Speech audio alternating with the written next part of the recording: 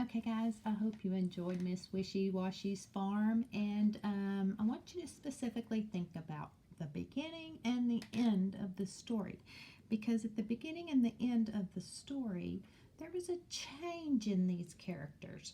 Remember, our characters are who or what the story's about. We're talking about duck and we're talking about pig and cow.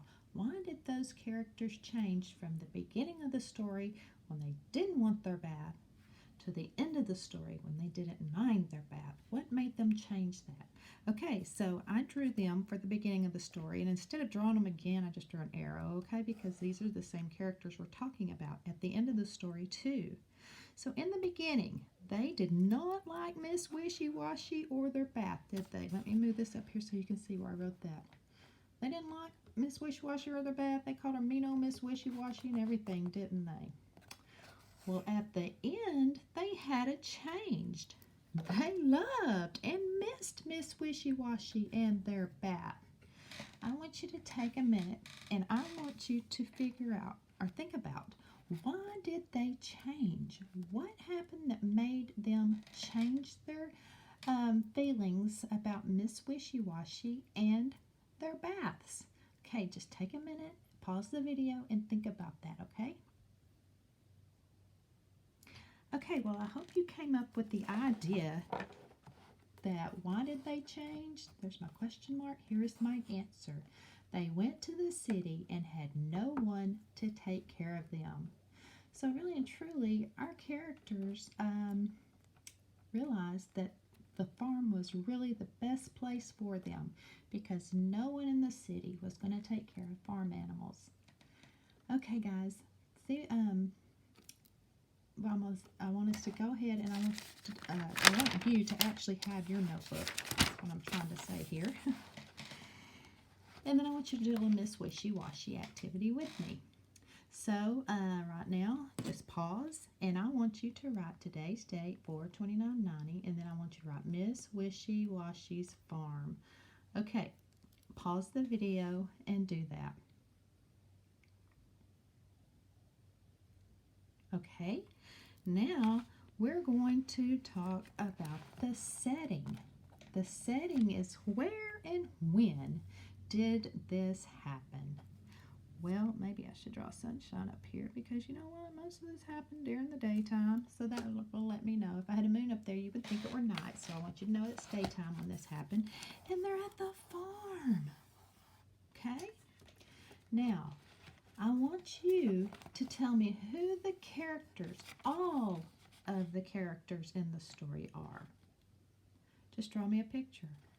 I want you to draw me a picture of the problem in the story. Think about that carefully. What was the problem? And then I gave you the solution or the end of the story, and we're going to write something to do that. So I just drew this. So your job is to draw the characters and draw me a picture about the problem. Okay? And at the end, the solution was that they liked their baths. They liked being on the farm, and they loved Miss Wishy-Washy.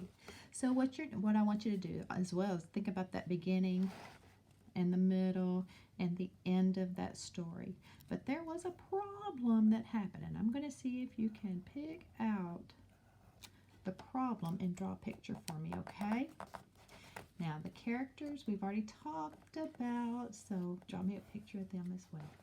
All right, that's your little your little assignment for your Miss Wishy-Washy story today. And tomorrow, we'll watch it again, and then we're going to do something else with it, okay? So that's that for today. So go ahead and pause, and let's get ready to move on to our writing about our animal, our farm animal that we chose. Go ahead and pause. Okay, remember I had duck. I had the duck. Look like this, the duck in Miss Wishy-Washy's story. All right, I had a picture, or I had some directions on how to draw my duck. They were step by step in sequence order to make it turn out like the duck, okay? want you to notice something at the end of duck, something at the beginning of the. We've talked a whole lot about that, haven't we? All right. This is the page that I drew my duck on after I practiced him in my notebook. I was really worried, and I think I actually did better in my notebook because those aren't really good duck feet, but it works. All right, in the next page, I had a story starter. It said, if Duck drove a truck, what do we know about duck and truck? Look at there. Ooh, my goodness. Duck and truck rhyme. They have the same vowel, both end in CK. The only thing that's changed is the beginning sound, duck, truck. That's what makes them rhyme. All right, so my story starter said, if Duck drove a truck, what would happen? I said it would sit on books to see. Okay, now I don't know what I was doing right here, but I was trying to write a different word, and I just wrote it up here. I didn't make a mess because I was writing with pen. I should have been writing with pencil, so I want you to write with pencil. Now I'm going to draw a picture about my story. Okay, see, sitting on the books, those books. Now if I'm talking about Duck driving a truck, I'm not going to draw a pig on the moon, am I? My picture needs to go with my story, okay? Now for fun, yours says something different unless you have duck too. Waddle, waddle, waddle, quack, quack, quack. Look at your poem and see if you can find any words in your little poem that might be a CK rule. Oh, I've got lots of CKs. Maybe it's a blend. Did you find a blend somewhere? Maybe it's a floss word. I don't have any floss words, but maybe it's an H brother word.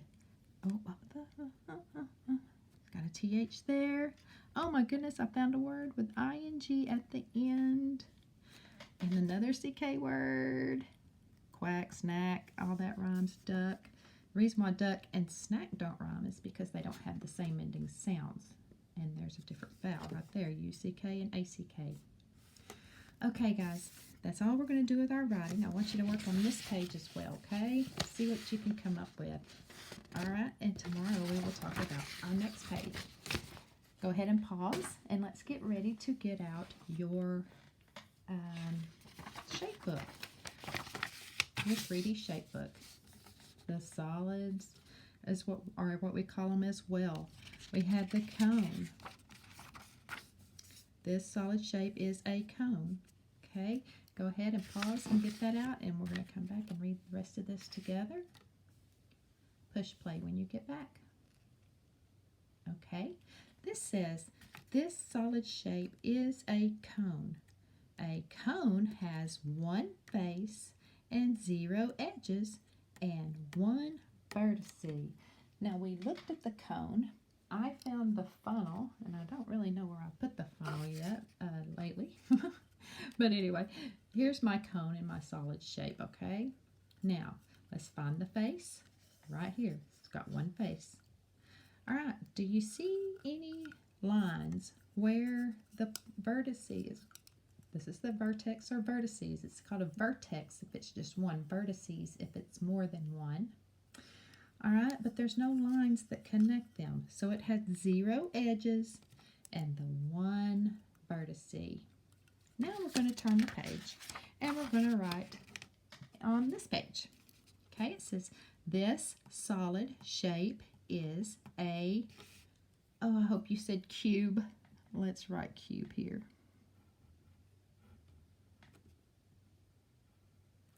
Okay, this solid shape is a cube. A cube has how many faces? We counted them the other day. Let's see, what is our biggest number on here? 6. Has 6 faces. Oh my goodness. Let me move up here. Has 6 faces. Guys, it has 12 edges. Now the edges, I'm not real worried about you figuring out all 12 of them, but the edges are the lines that connect at the vertices. And we have more than one vertice here. We have 8 of them. So go ahead and go back and check over your cube that you found at your house. Maybe you can find all 6 faces. Maybe you can find the 12 edges. That would be a challenge, counting them all. Okay? And count the vertices. The vertices are the corners. Okay, guys, don't forget that you also have a little scavenger hunt that you can go do. See if you can find something at your house like this, maybe outside, maybe inside, or wherever you're looking, and draw a picture of what you found that are the cylinder shape, the sphere shape, the cube shape, the cone shape, and a little bonus. This is called a pyramid. Wow, there's a difference between the cone and the pyramid. Okay, all right, guys, that's just a bonus. So I'll write bonus here. All right, I want you to actually do that and see how many shapes you can find in your world. Okay, we're going to go ahead and stop for today because you have plenty to do. You still have some sorting, your 2Ds and 3D shape. You have your word search and animal list. You can also work on your living and non-living. You have lots of things to keep you busy. Plus, also, I need you to do some Imagine learning for me, okay? Do the reading. Okay, guys, I love you. Have a good evening, and I'll see you tomorrow.